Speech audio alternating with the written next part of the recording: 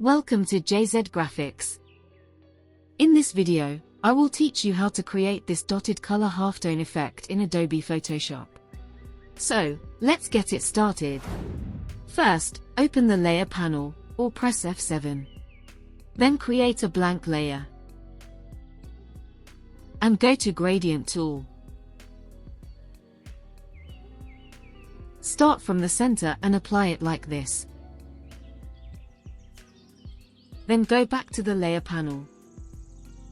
Right-click on the gradient layer, and choose Convert to Smart Object.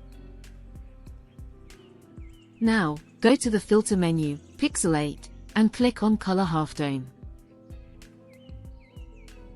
Set max radius to 35 and 15 for all the channels.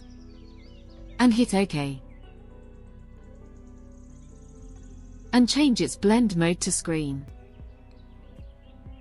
And it's done.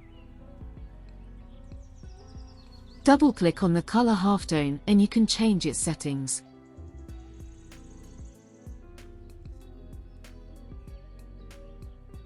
Isn't it amazing? If you have any questions, you can ask in the comments section.